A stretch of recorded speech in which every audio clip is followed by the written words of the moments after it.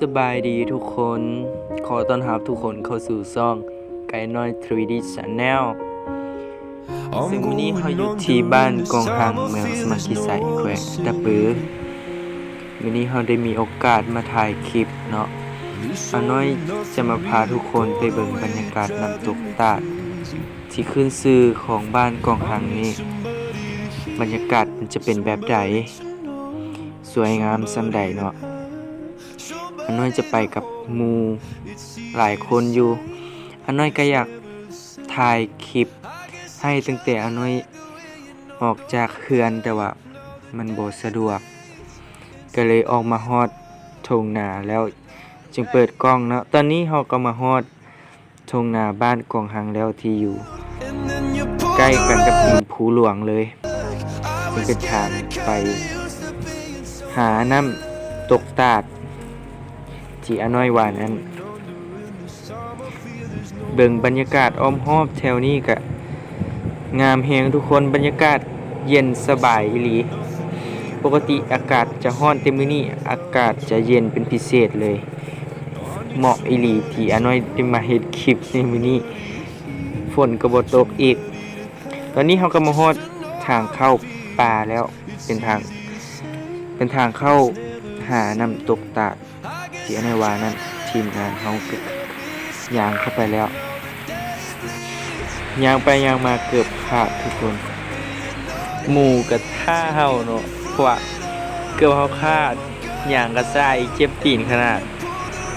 ซึ่งนี่ก็จะเป็นน้ำตกเสียงคูนเนาะตามภาษาบ้านกองหังเองก็จะเอิ้นว่าน้ำตกสิแล้วเฮาก็ย่างไปต่อทุกคนบ่ทันฮอดน้ำตกที่อาน้อยเว้าเถื่อยังอีกไกลเลยอาน้อยเองก็ไปได้หลายเถื่อแล้วน้ำตกที่อาน้อยว่านั่นแต่ว่าบ่ทันได้มีโอกาสถ่ายคลิปให้ทุกคนได้เบิ่งเถื่อมื้อนี้ได้มีโอกาสถ่ายคลิปให้ทุกคนได้เบิ่งนํกันว่าบรรยากาศของน้ำตกที่อาน้อยว่านั้นจะเป็นแบบใดตอนนี้เบิ่งสีหน้าก็ฮู้เลยว่าเมื่อยแฮงทุกคนคือเจ็บตีนแฮงย่างขึ้นค่อยอีกแล้วก็ถ่ายคลิปไปนำเมื่อยแฮงทุกคนหมู่อาน้อยก็ย่างกันไปเบิดแล้วแต่เฮาก็ใกล้จะฮอดแล้วเนาะยังต้องย่างลงค่อยอีกน้อยหนึ่งก็จะฮอดแล้วทุกคนเห็นฐานหน้าท่านบ่เฮามาฮอดแล้วตอนนี้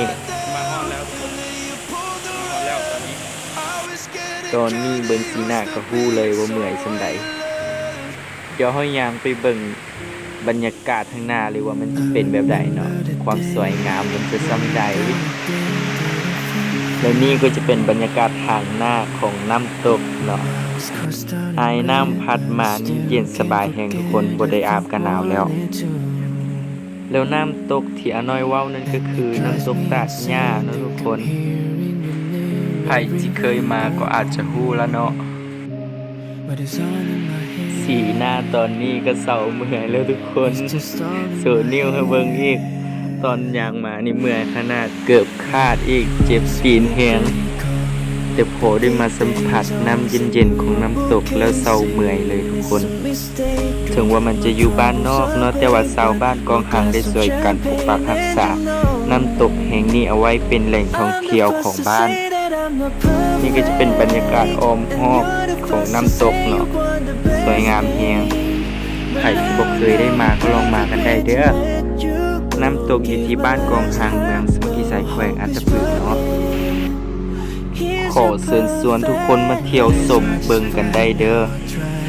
บ่ว่าจะเป็นคนที่อยู่ในแขวงหรือต่างแขวงก็มาได้